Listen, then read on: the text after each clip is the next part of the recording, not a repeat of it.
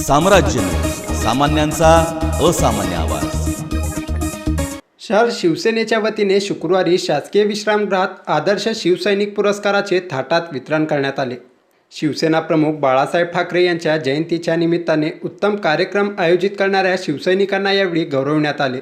याप्रसंगी व्यासपीठावर जिल्हा प्रमुख पुरुषोत्तम बर्डे, ग्रामीण जिल्हा प्रमुख गणेश वानकर, शहर प्रमुख आणि संयोजक गुरुशांत दुत्तरगावकर, उपजिल्हा प्रमुख प्रताप चव्हाण, उपजिल्हा प्रमुख अमर पाटील, शंकर चौगुले, संतोष पाटील, भारतीय विद्यार्थी सेनेचे विभागीय संघटक महेश धाराशिवकर, भक्ती जाधव, नगरसेवक भारत सिंग बडुरवाले, राजकुमार हंचाटे, निरंजन बोद्दुल आदी उपस्थित होते। ग्रामपंचायतचे सदस्य निवडून आले, जवळजवळ 25 ठिकाणी सरपंच निवडून आले, 22 ठिकाणी उपसरपंच हे शिवसेनेचे निवडून आले। तशी मोळ भागात गणेश वानकरने त्या पद्धतीने काम केले, बार्शी भागात काम केले, मंगळवेढा भाग काम केले आणि जिथं आम्ही पोहोचलो नाही तिथं सुद्धा लोक निवडून आले। त्याचं मुख्य कारण काय? मान्य उद्धवसाहेब ठाकरे यांचं नेतृत्व या महाराष्ट्राच्या जनतेने मान्य केलेलं आहे। मी कायम सांगतो, त्यामुळं कोण आपल्याबरोबर आहे, कोण आपल्याला सोडून जाणे विचार करू नका।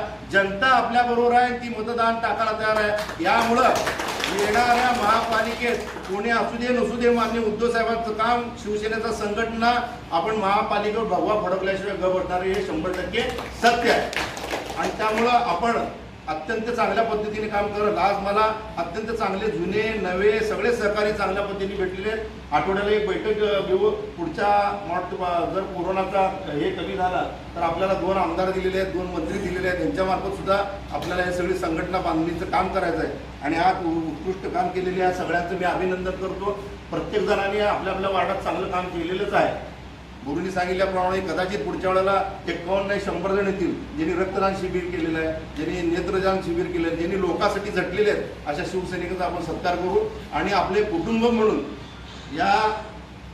या शिवसेनेवर गेल्या अनेक वर्षात 66 पासून अनेक संकट आली, पण शिवसेना ही कदापि थांबली नाही। उलट या वेळेला शिवसेनेचा मुख्यमंत्री बाळासाहेबांचे चिरंजीव होतात। मग मी दर बैठकीमध्ये तुम्हाला सांगत असतो की उद्याच्याला भारताची दिशा देणारा पक्ष, हिंदुस्थानची दिशा देणारा पक्ष, हिंदुस्थानचा पंतप्रधान कोण व्हावा हे ठरवणारा पक्ष जर एकमेव असेल तो म्हणजे शिवसेना अशी लक्षात घ्या। उद्याचा पंतप्रधान सुद्धा कोणी असेल ते शिवसेना प्रमुख आपले माननीय उद्धवसाहेब ठाकरे हेच ठरवतील। आणि त्या पक्षाच्या आपण मावळ्यात त्या पद्धतीने प्रामाणिकपणे काम केलंय।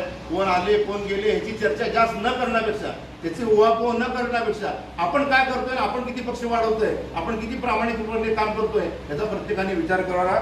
आणि गुरुशांनी जो कार्यक्रम घेतला, त्यांच्या सहकार्याने जो कार्यक्रम घेतलाय त्याबद्दल मी अभिनंदन करतो, त्यांचे आभार मानतो।